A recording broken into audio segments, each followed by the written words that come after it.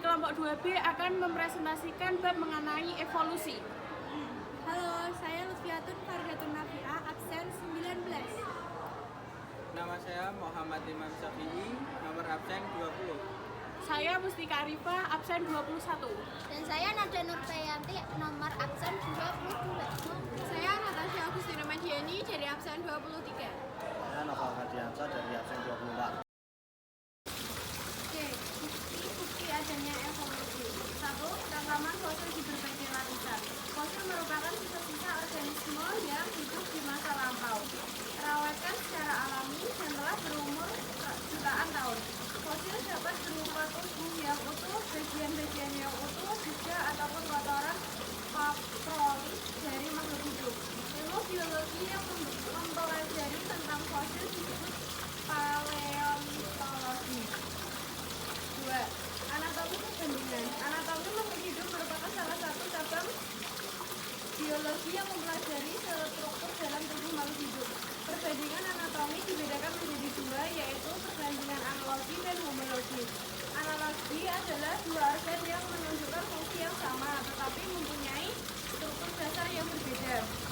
Homologi adalah dua organ yang mempunyai bentuk dan fungsi yang berbeda, tetapi kedua organ tersebut memiliki bentuk dasar yang sama. 3. Embriologi perbandingan.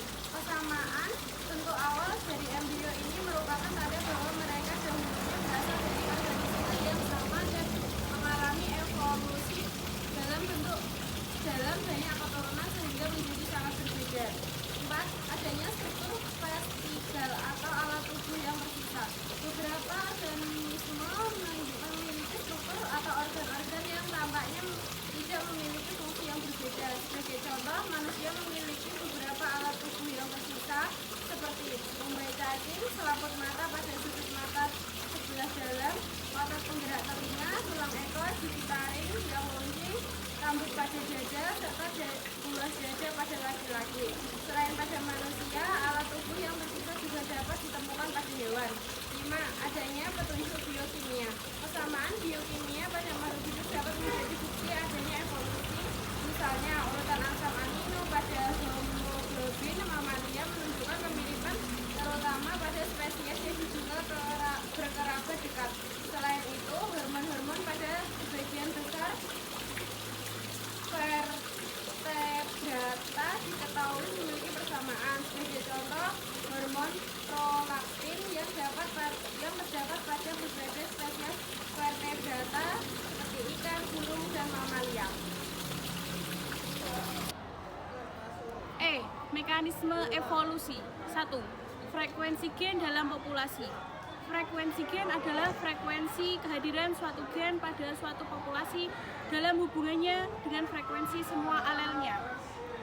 Perubahan perbandingan frekuensi gen di dalam suatu populasi dapat disebabkan oleh mutasi, seleksi alam, emigrasi dan imigrasi, rekombinasi dan seleksi, isolasi reproduksi, serta domestikasi.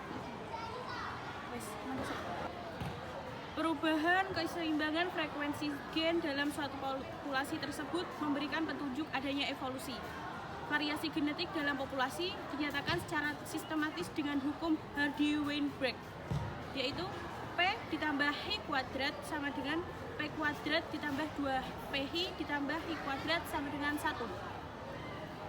P yaitu frekuensi gen dominan, H yaitu frekuensi gen resesif, P kuadrat merupakan frekuensi genotip homozigot dominan, 2PH merupakan frekuensi genotip heterozigot, H kuadrat merupakan frekuensi genotip homozigot resesif.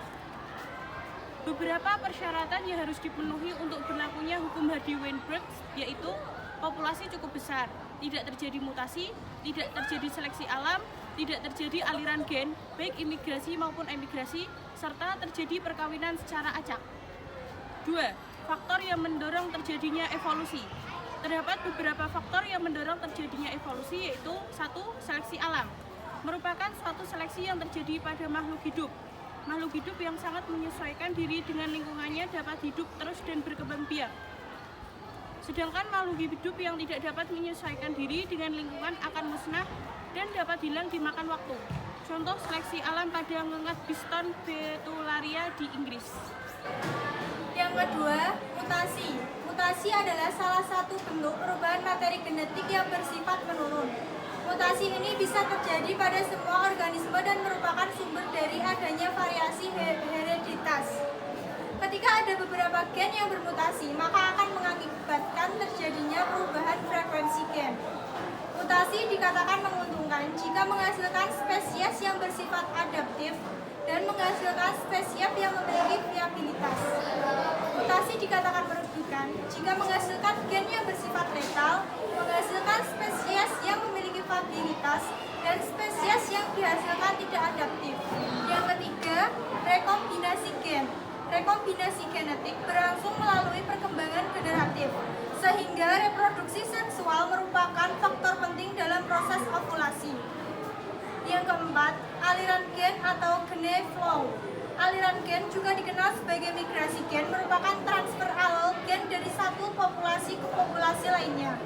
Aliran gen terjadi akibat migrasi individu dari suatu populasi asal ke populasi lain. Salah satu faktor yang paling signifikan adalah mobilitas. Yang terakhir, hanyutan genetika. Hanyutan genetika adalah perubahan yang terjadi dalam kumpulan gen suatu populasi kecil akibat adanya kejadian acak. Berikut dampak yang ditimbulkan oleh hanyutan genetik. Yang pertama, hanyutan genetik dapat menyebabkan frekuensi alel berubah secara acak. Yang kedua, hanyutan genetik signifikan dapat populasi kecil. Yang ketiga, hanyutan genetik dapat menyebabkan alel-alel berbahaya menjadi tetap. Yang terakhir, hanyutan genetik dapat menyebabkan hilangnya variasi genetik dalam populasi. Spesiasi. Spesiasi merupakan proses pembentukan spesies baru yang berbeda dari spesies sebelumnya mulai proses perkembangbiakan secara natural. Spesiasi dapat terjadi jika memenuhi beberapa persyaratan sebagai berikut. 1. Adanya perubahan lingkungan. Misalnya, perubahan lingkungan geografis karena bencana alam. 2. Adanya reluk dan kosong merupakan salah satu faktor yang mampu menyebabkan spesiasi. Reluk atau niche adalah suatu kondisi di mana suatu organisme mampu mengelola suatu populasi tetap ada. 3. Adanya keanekaragaman suatu kelompok organisme bisa memicu terjadinya populasi karena kelompok organisme tersebut melakukan reproduksi dan menghasilkan fenotip yang berbeda sehingga munculnya keanekaragaman yang menuju adanya spesiasi. 4. Kompetisi. Dengan adanya populasi yang kalah menyebabkan terjadinya migrasi atau bisa mempertahankan hidup. Proses spesiasi dapat ditinjau dari adanya isolasi geografi, isolasi reproduksi, domestika, dan poliploid. 1. Isolasi geografi. Faktor awal dalam proses spesiasi adalah pemisahan geografis.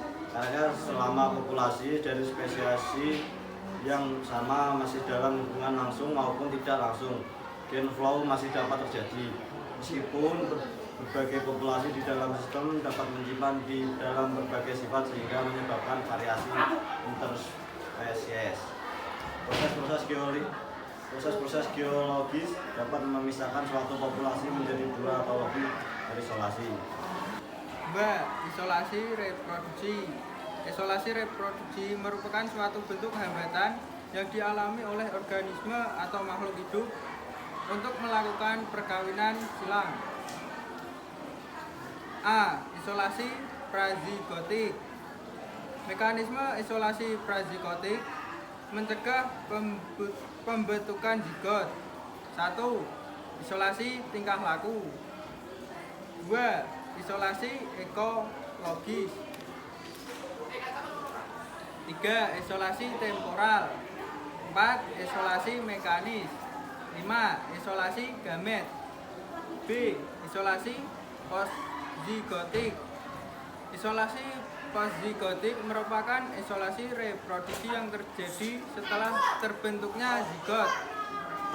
Berikut mekanisme isolasi reproduksi postzigotik. 1. Kematian hibrida. 2. Terbentuknya blaster mandul. 3. Domestikasi. Domestikasi adalah usaha manusia untuk menjadikan tumbuhan dan hewan dari kehidupan liar ke dalam lingkungan kehidupan sehari-hari manusia. Domestikasi merupakan bagian dari evolusi makhluk hidup yang diciptakan oleh manusia untuk menguntungkan manusia. 4.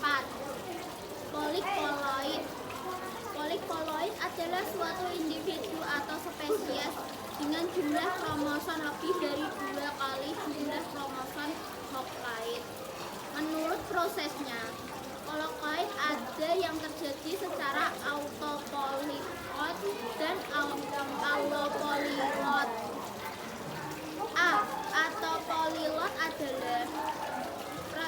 Autopolilot adalah peristiwa menganggarkan kromosom tanpa diikuti pemisahan kromosom.